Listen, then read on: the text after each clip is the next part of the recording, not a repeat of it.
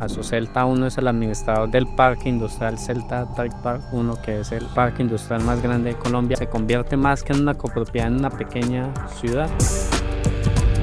16.000 personas casi que están más acá que lo que están en sus hogares o con su familia. Gerente de operaciones de una de las constructoras más grandes. Tengo una gran preocupación por lo que pasa con el medio ambiente, y es que si bien tenemos que seguir produciendo y creciendo, eso se tiene que armonizar con el cuidado del medio ambiente, o si no llegaremos a un punto en el que no. Tú pasar una hora explicándole a alguien algo te va a ahorrar 20 horas de ahí en adelante. ¿Qué es para ti el éxito? El éxito es un destino, es un proceso.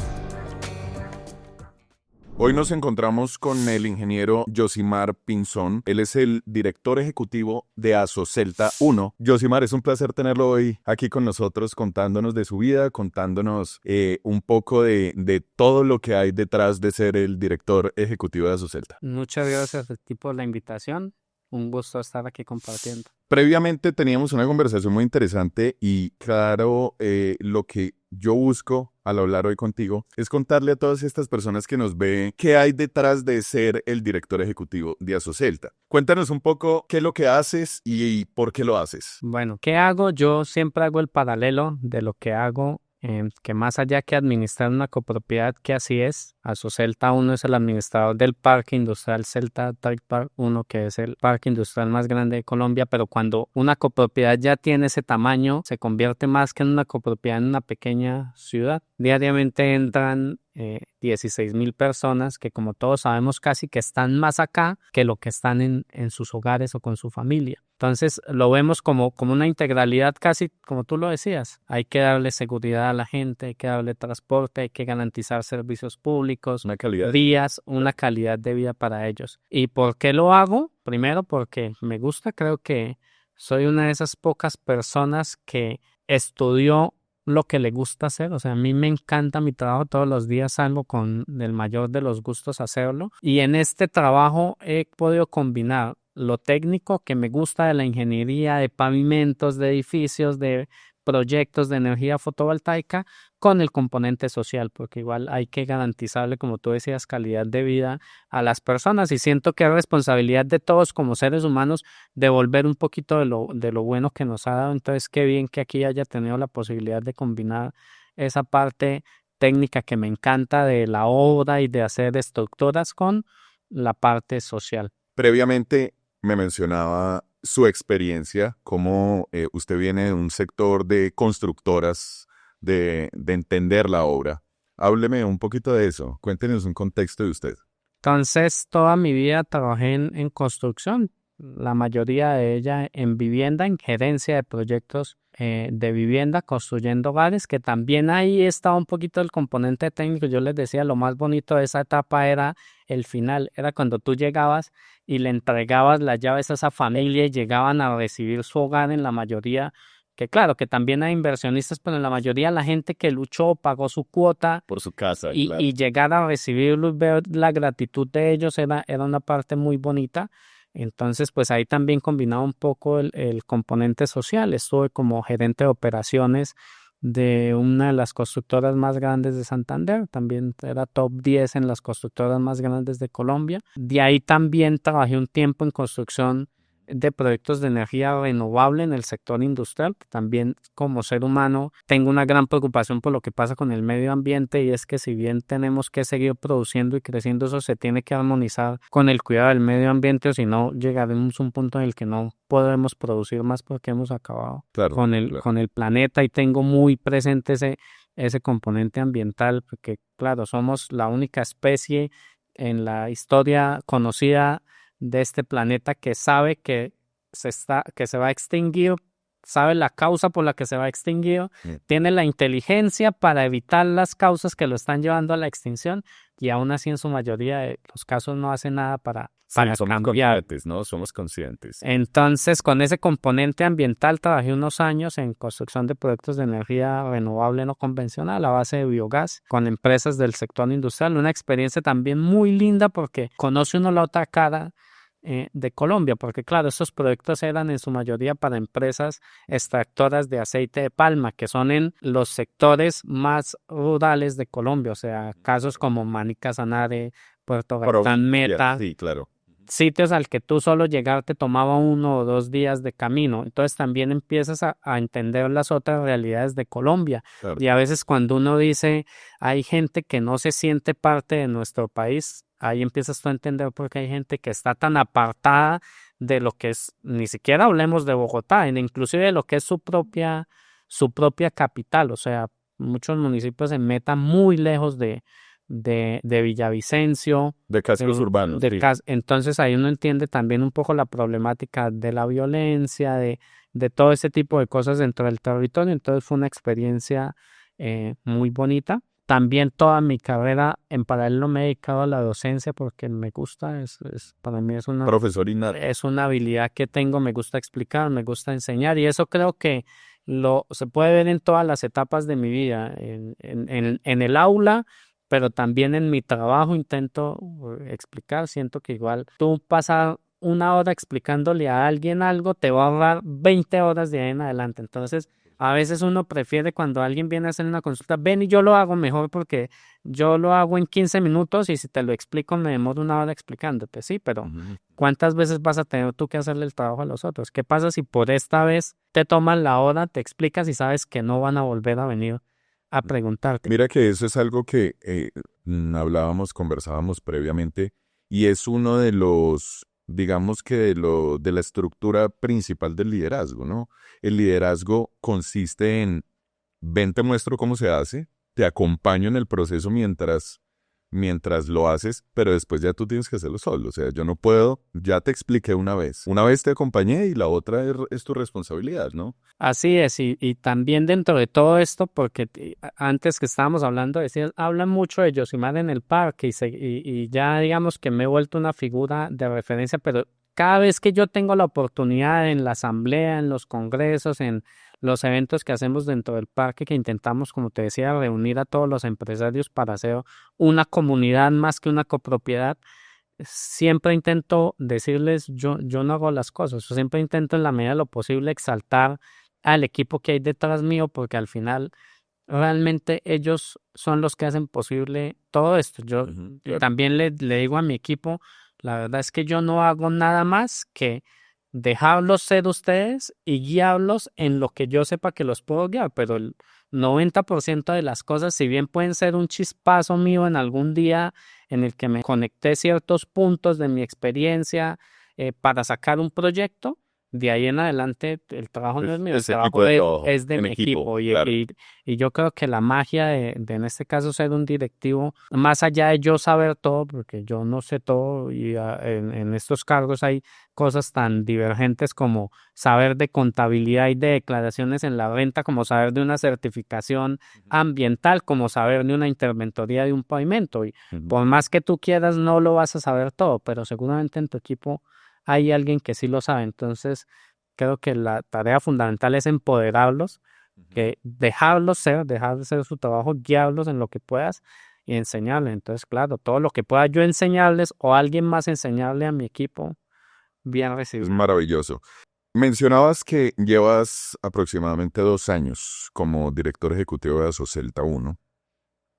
¿Qué es lo que más te ha enseñado como profesional y como persona tener este cargo y haber llegado a Asocelta? Creo que refuerza mucho la importancia que tiene la industria en el país. Yo creo que también estamos en un momento coyuntural en la forma en la que piensan las personas en Colombia respecto a lo que significa ser empresario, respecto a lo que significa ser un industrial, respecto a lo que conllevan estas personas, porque si tú te das cuenta que hay 360 líderes o gerentes o representantes legales que le dan empleo a 16,000 personas. O sea, cómo el empresario al final termina siendo multiplicador de bienestar. Que no me aparto como todos de que habrán malos empresarios en Colombia, que le pagan a la gente por debajo del mínimo, que no las afilian a seguridad social, etcétera. Pero claro. eso no es Celta. O sea, Celta es una comunidad de empresarios responsables. Entonces aquí sí uno ve y aprende uno mucho de ellos, de mi consejo directivo todos los días aprendo porque son 10, es una muestra de 10 empresarios del parque con las mejores calidades personales. Hay dentro de ellos un empresario muy distinguido a nivel país, y cuando en una de las primeras reuniones con ellos uno esperaría aprender muchas cosas técnicas, ¿no? De Claro. cómo hacer negocios. Y la sorpresa más grande es que aprende uno más a ser ser humano que a ser empresario. Y se da uno cuenta también que obviamente ellos llegaron a punta de esfuerzo, pero si llegaron a donde llegaron es porque son personas muy correctas. O sea, son personas Sí. que en el tema de la legalidad, en el tema de ser buen ser humano, no hay grises. O sea, o se es o no se es. Sí. Entonces, sí aprende uno mucho. He aprendido mucho de ellos y de lo que significan los empresarios para el país y cómo todos los días se enfrentan a las dificultades. Hace tal vez poco más de un año que hubo el paro camionero por el tema del aumento de la CPM. Ve uno cómo internamente ellos se preocupan, lo que significa para ellos, que uno a veces lo ve como una simple noticia, lo que significa para un empresario que no le llegue la gente, 30 o 40 empleados, una empresa, una producción detenida por un claro. tiempo. Entonces empieza uno a entender el valor que tienen los empresarios y aprende uno de ellos en cómo han podido llegar a donde han llegado y cómo basan más que en el conocimiento en los valores como ser humano. ¿Cómo dentro de la dirección que ejerces, cómo tus directrices fomentan la sana competitividad empresarial?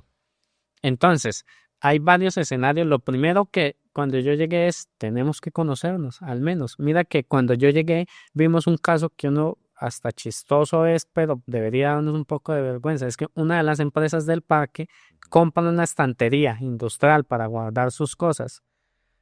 Se la compra una empresa de Medellín. Cuando llega a la estantería de la empresa de Medellín, están en las etiquetas hecho en Funza. O sea, las estanterías se hicieron acá, Las llevaron las llevaron a Medellín y el proveedor de Medellín se las vendió a la empresa del parque y volvió hasta acá. Entonces, por falta de conocimiento. dije, pues lo primero es, al menos tenemos que conocernos, acuerdo. saber quiénes están. Hace ya poco más de 3 años venimos afianzando un espacio colaborativo que se llama el Encuentro de Líderes, que es un espacio en el que citamos específicamente a representantes legales, propietarios, gerentes, en unos espacios de networking con unos temas específicos. El tema de este año fue inteligencia artificial aplicada a los negocios. Tenemos un experto internacional en inteligencia artificial y alrededor de ese tema empezamos a colaborar como representantes y el primer paso al menos conocernos. Este año tenemos un proyecto también muy bonito que se llama la Central de Compras y es, venga, si ya vemos 300 empresas dentro del parque, ¿por qué no explotamos esa capacidad de compra y venta que tenemos como claro. grupos? Entonces estamos ahorita iniciando la implementación de la Central de Compras y es algo. Solo te voy a dar un ejemplo que puede que no pese en el presupuesto, pero es como para que uno se dé una idea de las posibilidades que tenemos. Y es cuántas resmas de papel se compran en esta bodega. Entonces, aquí se pueden comprar, no sé, mensualmente 200 resmas, un ejemplo. Sí. ¿Y qué posibilidades de negociación tienes tú por esas 200 resmas cuando sales al proveedor? Igual no te van a atender directamente por papel, sino te va a decir, no, pues vaya y compras porque nada más son 200. Pero si vemos 360 empresas, Sí, de acuerdo. serían 72,000 resmas al mes. Entonces, ¿qué pasa si yo voy y digo, no, ven, es que no te voy a comprar 200 resmas, te voy a comprar 72,000? Qué diferente. Qué diferente es. Entonces, ¿qué posibilidad hay de que colaboremos? Acabamos de hacer también que ya es real, o sea, ya se hizo. Y es que todas las empresas tienen que tener una brigada, ¿sí? Para atención de emergencias y tiene que estar certificada. Claro. Entonces, cada empresa iba buscando quién se lo certificamos. Dijimos, aquí tenemos un comité de ayuda mutua, que es un espacio también colaborativo en el que todas las personas de seguridad industrial y salud del trabajo nos unimos porque, ¿qué pasa? Si mañana hay un incendio en una bodega, la idea es que no la atienda solo esa bodega, sino si vemos 300 bodegas con brigadistas, extintores, hacha. Todos capacitados, Entonces, integrados. habemos ahí un equipo ya que se llama Comité de Ayuda Mutua, el CAM. Entonces, a través del CAM dijimos, ¿qué pasa si más bien cada quien no busca, sino buscamos uno que nos certifique a todos y así todos tenemos la misma información, el mismo conocimiento? De acuerdo. Entonces reunimos y salimos a tocar las puertas a decir, mira, necesito que me certifíquese esas 1.500 brigadistas que hay dentro de Celta, no son 20 o 30 de cada empresa. ¿Qué logramos con eso? Se logró un descuento en la tarifa, de más o menos el 30% se van a ahorrar las empresas, todas las empresas de Celta, en un gasto que es recurrente porque es anual. Y no solo eso, entonces le pudimos decir, venga, pero no me haga ir a mí hasta las pistas a 2 horas de acá porque la gente pierde tiempo, porque las empresas no tienen la posibilidad. Entonces van a venir, nos capacitan acá, se ajustan a nuestros horarios, porque antes este es el horario. No, esperen, a mí no me sirve eso porque no me sirve sacar a la gente 3 días seguidos que hago con la producción. Entonces, listo, ¿en qué horario les sirve? ¿Qué días a la semana? Vienen acá, traen los implementos, 30% más barato. Entonces, a nos empieza a... Y tras del hecho estandarizas el conocimiento.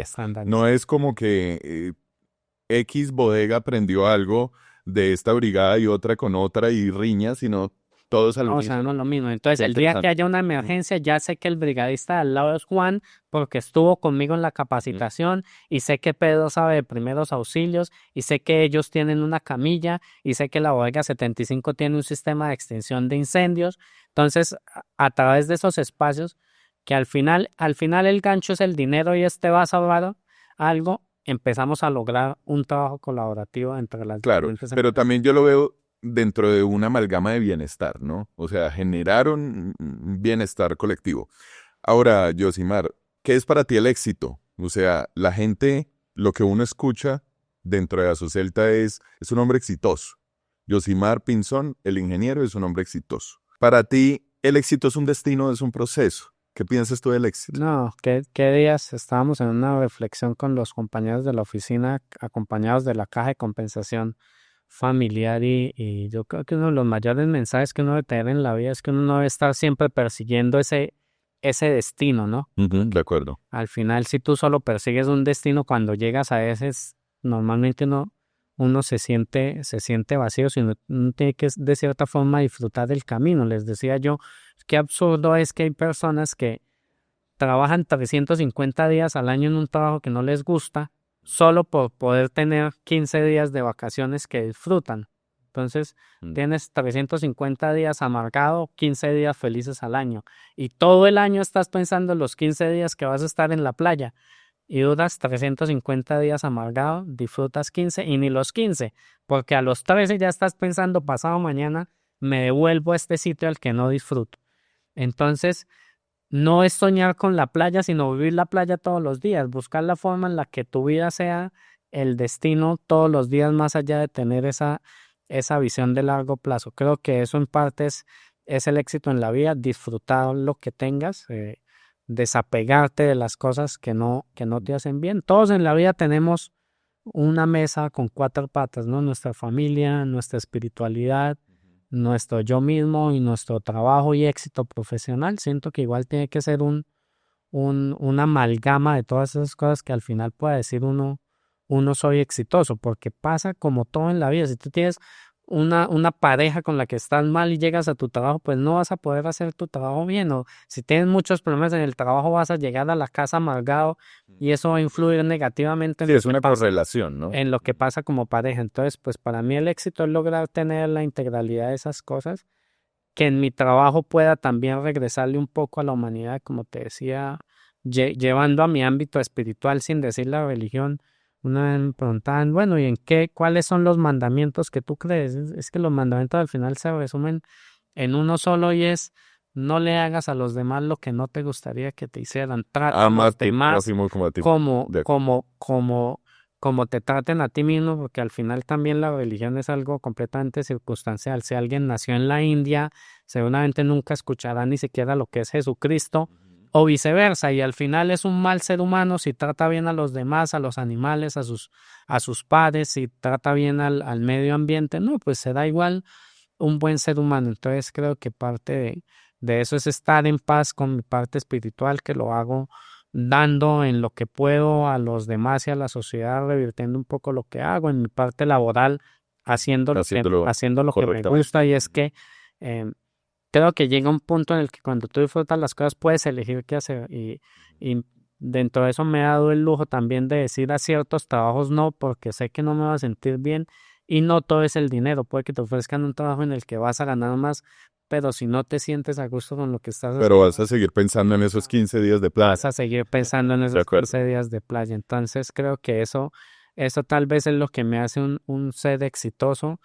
Por ahí que en la oficina me dijeron alguien también en broma, a veces me das hasta rabia que usted siempre venga contento. Y yo les, pero ¿por qué no voy a venir contento? Tenemos vida, tenemos salud, y hay que aprender a disfrutar de las cosas pequeñas. A veces hay personas que al contrario se quejan de todo y es, hoy hizo frío, hoy hizo calor. Al contrario, el día que haga frío, siente el frío en tu piel, disfrútalo. Las nubes negras también son hermosas. Son parte Aprender a disfrutar del entorno, sí. de las pequeñas cosas. Entonces, creo que esas cosas que disfruto en mi vida se ven también en cómo disfruto el trabajo. Mira que tú planteas algo muy importante hablando de las circunstancias, de que hay cosas que son circunstanciales y entre esas la religión, ¿no? Yo veo, se siente tu nivel espiritual, ¿no? O sea, vives en paz, eres un hombre feliz, ¿sí? Y eso es bastante particular en ti. Si tú y yo de repente hubiésemos nacido en Medio Oriente, seríamos musulmanes, pero más allá de ser musulmán, ser hinduista, ser budista, ser cristiano, ser buena persona sobrepasa todo entendimiento, ¿no? Pero aún así sabemos que en el trabajo, en la vida secular, en la vida de pareja, en cualquier estamento de la vida, hay momentos de crisis, hay momentos de incertidumbre y en su medida momentos de estancamiento. ¿Qué es lo que a ti, cuando llegan esas crisis profesionales y personales, te hace sacudirte y seguir adelante? ¿Qué te inspira a seguir adelante? Bueno, hay muchas cosas. Yo creo que también el éxito es poder aprender de los demás, no solo de lo que te pasa a mí mismo, que no tienes que esperar a que te pase a ti algo malo para aprender de eso malo. Y hay también una forma de ver la vida que aprendí. Yo soy de historias largas, me perdonarás si me extiendo. Encantado, sí. Cuando compré mi primer apartamento, iba muy emocionado yo a firmar las escrituras y llegué yo a la notaría. Todos sabemos que la notaría para mí es uno de los sitios más caóticos. Eso y una clínica, una EPS, son sitios que son caóticos, que tú entras a una notaría y hay ruido, hay gente corriendo, su dinámica es así. extensa. Entonces llego yo y la persona corriendo, ha quedado algo mal en la notaría, se fue, hay que corregir, venga esto tal. Cuando veo que viene un señor caminando inclusive lento, pasivamente, como que nada le interrumpía su paz. Lo perturbaba. Cuando se sienta era el señor notario de esa notaría en Bucaramanga. Y entonces llegó la asistente y le dijo, doctor, es que tenemos un gran problema. Entonces se quedó él con la mayor tranquilidad mirándola y le dijo, si el problema tiene solución, ¿para qué te preocupas si el problema tiene solución? Y si el problema no tiene solución, ¿para qué te preocupas si el problema no tiene solución? Entonces muchas veces nos quedamos en el problema y le seguimos dando vueltas al problema y si darle vueltas al problema lo solucionaría, perfecto, pero al final Hay cosas que no tienen solución. lo que no tiene solución tienes que aceptarlo y seguir adelante, suéltalo. Y lo que tiene que solución, pues ponte plan, o sea, ¿qué hay que hacer? ¿Cómo llego yo a solucionarlo? Hay que empezar por algo. Y también hay un dicho, es que un elefante, si te vas a comer un elefante, te lo tienes que comer a pedacitos. También no puedes intentar solucionar todo el problema hoy, sino ir poco a poco. Yo creo que el problema del estancamiento lo solucioné hace también un tiempo y es con esa forma de no ver todo como una meta, porque, o si no, cuando tú logras esa meta, te vas a sentir estancado y te vas a sentir vacío. Y yo les pongo un ejemplo que me pasó mucho también profesionalmente y creo que es algo que nos ha pasado a todos o nos va a pasar a todos en algún momento de la vida y es ese sueño con algo material en particular. Entonces, en mi caso era un carro, yo digamos que todos crecimos viendo ciertas películas y cosas y yo soñaba con tener un Audi, un carro Audi bonito, sí, precioso, último modelo, brillante. Ese era mi sueño. Y yo trabajaba, cuando tú decías inicialmente qué te motivaba, inicialmente mis primeros años me motivaba eso. Para Entonces ese Audi. compré, porque bien o mal, pues no vengo de una familia adinerada, entonces tuve que hacer, primero me compré una moto, luego me compré un carrito usado, modelo Ujú. X, poquito a poquito, poquito a poquito, y hace tal vez unos años dije, llegó el momento, ahorré lo suficiente y me compré El Audi. el Audi blanco con la pantalla, con todo como yo lo había soñado. Ujú. El primer día que me monté, siento una emoción completa y lo acelera y todos los amigos llévenme a dar una vuelta. Entonces la novia que tenía en ese momento, Lo mismo. wow, y llega hasta la oficina, bajemos al parqueadero a verlo. Y pasa una semana y te montas en ese carro y sientes lo mismo que sientes cuando te montas a cualquier otro carro. Y al final, decía yo, inclusive sentí más felicidad el día que me compré mi moto, porque era el primero y yo pasé de andar en bus a andar en mi moto y decía, Mi primer vehículo. tuve más felicidad cuando tuve la moto que cuando tuve el Audi. Y ahí uno entiende que no le puedes poner tu éxito y tu felicidad a una cosa material, porque al final también eso va y viene. Luego invertí en un proyecto porque pues igual admiro a los empresarios y ahorita estoy también en una dinámica de independizarme y de tener mis negocios. Lo intenté, llegó la pandemia, el negocio se fue al traste, perdí mucho dinero y me tocó vender el Audi y pues soy el mismo buen ser humano con o sin el vehículo. Entonces tú también entiendes que las cosas materiales o estar solo pendiente en la meta pues te distrae Claro, claro. de disfrutar del camino. Entonces últimamente no me he sentido estancado porque pues cada día es un regalo, cada día es una posibilidad. Pienso yo, Josimar, que llegas a ese punto de la motivación tiene que ser personal, ¿no? No tiene que ser un objeto, una cosa, como tú dices, una meta ya física y vana, ¿no? Pero entonces, ¿qué te motiva a levantarte todos los días? Pues me motiva, como te decía, ser mejor ser humano siempre, poderle dar más a la sociedad, Ujú. poder también de cierta forma generar mejores condiciones para las otras, generar empleo, generar riqueza, que todos avancemos como, como sociedad. Tengo un hijo de 4 años, entonces es también una gran motivación para mí en enseñarle también cómo ser un buen ser humano, cómo poder salir adelante sin pasar por encima de los demás, como enseñarle esos valores personales que tengo. Y no es que no encuentro uno el éxito en cosas, sino dejar de encontrar el éxito en cosas pasajeras. Mira que ahora que me decías que también que aprendí, una de las cosas maravillosas estando acá es que nos hemos unido con otras personas alrededor. Entonces, un ejemplo, nos unimos con el ejército en un proyecto muy lindo que tienen ellos de restaurar algunas escuelas rurales en el sector. Entonces, nosotros también con empresas del parque conseguimos la pintura, las brochas, otro dona la mano de obra y hemos ido ya a 2 escuelas rurales.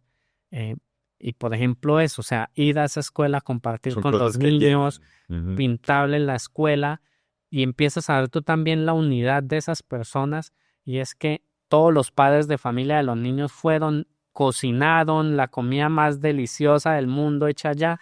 Entonces uno dice, eso me llena más y eso me motiva más y eso es un mayor placer para mí, un mayor éxito que muchas otras cosas. Me motiva a dejar un mejor mundo del que recibí dentro del parque. Casi la mitad de los proyectos a los que les invertimos dinero son medioambientales. O sea, más allá uno creería, le invierten mucho en infraestructura, arreglar vías, sí, pero 4 de los 8 proyectos estratégicos que tenemos son ambientales. Uno de Estás, ellos es, estás también metido con la sostenibilidad. claro, porque pues ese es el mundo que le vamos a dejar a la siguiente A generación, tu hijo. a mi hijo. Entonces uno de los Recuerda. proyectos, por ejemplo, vamos a sembrar más de 6.000 árboles dentro de Celta. Entonces uno, esa imagen, y a veces que yo recibo visitas, cuando a ti te dicen un parque industrial, ¿te imaginas esa imagen negra de la chimenea sacando humo, basura, desorden, camiones, contaminación?